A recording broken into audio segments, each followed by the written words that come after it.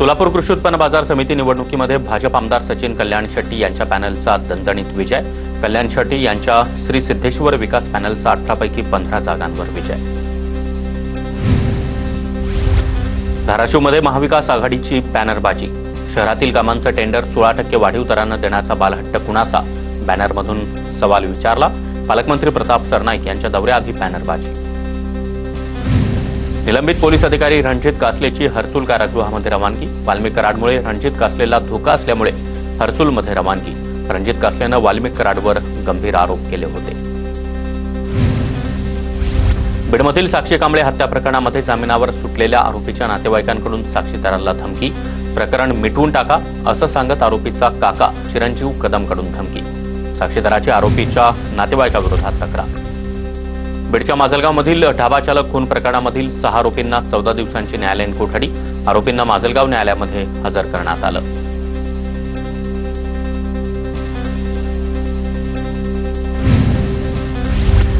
पाकिस्तान समर्थन प्रकरणी नालासोपाऱ्यातील 3 जणांना अटक। उस्मान गणी, इक्बाल सय्यद, तौशीद शेख, अदनान शेख अशी या तिघांची नावं। तिघांनाही 30 एप्रिलपर्यंत पोलीस कोठडी।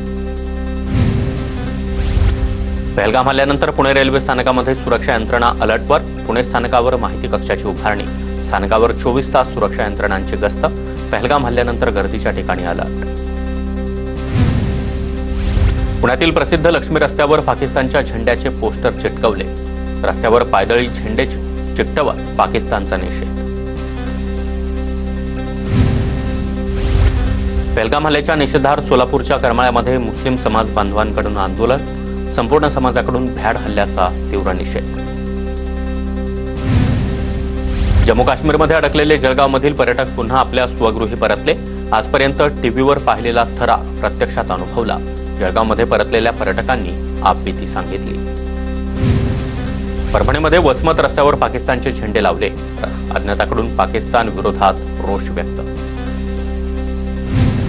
पहलगाम हल्ल्याचा निषेध करत जळगावच्या एरंडोल शहरामध्ये कडकडीत बंद। सकल हिंदू समाजाकडून एरंडोलकरांना बंदची हाक। पहलगाम हल्ल्याच्या निषेधार्थ नांदेडच्या हदगाव तालुक्यामध्ये कडकडीत बंद। आंदोलकांनी पाकिस्तान मुर्दाबादच्या घोषणा देत पाकिस्तानचा ध्वजही जाळला। बंदमध्ये विविध पक्ष संघटनांचा सहभाग।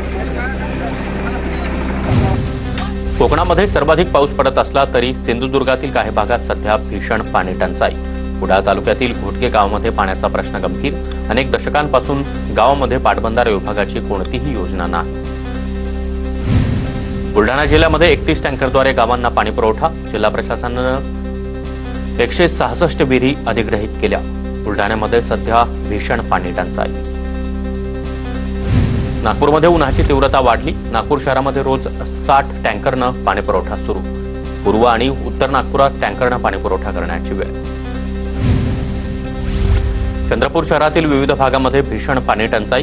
महानगरपालिकेकडून रोज विविध वार्डांमध्ये 180 टँकरनं पाणी पुरवठा। काही दिवसात पाणी टंचाई अजून भीषण होण्याची शक्यता। पश्चिम विदर्भामध्ये 385 गावांमध्ये पाणी टंचाई।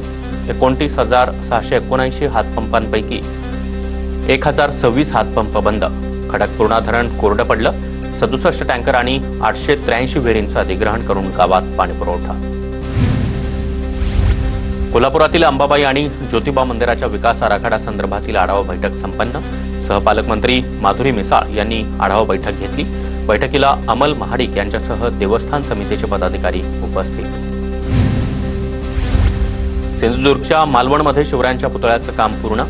ड्रोनच्या माध्यमातून टिपलेल्या पुतळ्याच्या दृश्यामध्ये सिंधुदुर्ग किल्ल्याचं देखील दर्शन। पुण्याच्या भोरमधील रोहिडा किल्ल्याला राज्य संरक्षित स्मारकाचा दर्जा। राज्य सरकारच्या पर्यटन आणि सांस्कृतिक कार्य विभागानं संरक्षित दर्जा घोषित केला।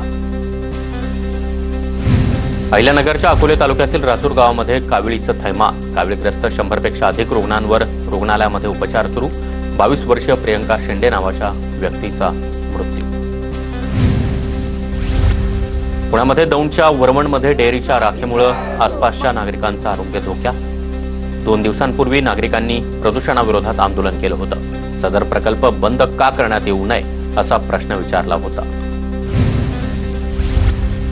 अहिल्यानगरमध्ये 62 लाख रुपयांचा भेसळयुक्त तांदूळ जप्त. अन्न आणि औषध प्रशासनाची कारवाई.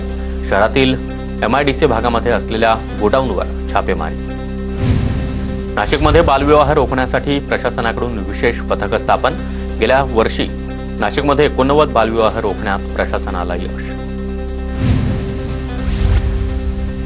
मालेगावात अतिक्रमण झालेल्या घरांना महसूल प्रशासनाकडून नोटीस. मालेगावच्या भुईकोट किल्ल्याला अतिक्रमणाचा विळखा. 365 अतिक्रमित घरं, 2 धार्मिक स्थळं तर 4 व्यावसायिक अतिक्रमणांना नोटीस. आमदार भास्कर जाधव यांच्या प्रयत्नाने रत्नागिरीच्या गुहागर आगारासाठी 5 नवीन बसेस उपलब्ध. भास्कर जाधव यांच्या हस्ते बसेसचा लोकार्पण सोहळा. भास्कर जाधव यांनी ST बस चालवून ट्रायल घेतली. बुलढाण्यामध्ये स्वाभिमानी शेतकरी संघटना शेतकऱ्यांच्या विविध मागण्यांसाठी आक्रमक. कर्जमाफी, पीक विमा, शेतमालाला योग्य भाव या मागण्यांसाठी आंदोलन.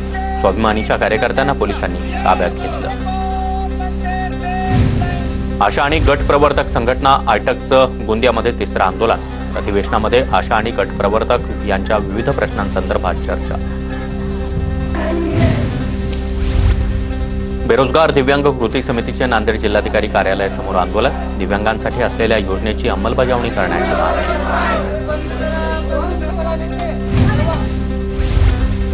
बीडच्या चराटा गावामधील प्राथमिक आरोग्य केंद्राची दयनीय अवस्था. आरोग्य केंद्रामध्ये 5 वर्षांपासून विद्युत जोडणे नाही. उन्हाचा उकाडा वाढल्यानं अधिकारीही वैतागले. विदर्भात मेघगर्जना, वादळी वाऱ्यासह पावसाची शक्यता. अमरावती, गडचिरोली, गोंदिया, नागपूर, वर्धा, वाशिम आणि यवतमाळ या जिल्ह्यांना अलर्ट. विजांचा कडकडाट. ताशी 50 ते 60 किलोमीटर प्रति तास वेगानं वादळी वारं वाहण्याची शक्यता.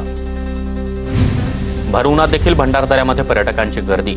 अमरेला फॉल धोधो कोसळत असल्यानं पर्यटकांमध्ये उत्साह. पाण्याचं आवर्तन सोडल्यानं अमरेला फॉलमध्ये पाणी. पुण्याच्या मार्केट यार्डमध्ये अक्षय तृतीयेच्या मुहूर्तावर हापूस आंबा स्वस्त. कोकणातील आंब्याला मागणी वाढली. आंब्याला प्रति डझन 400 ते 800 रुपयांचा दर.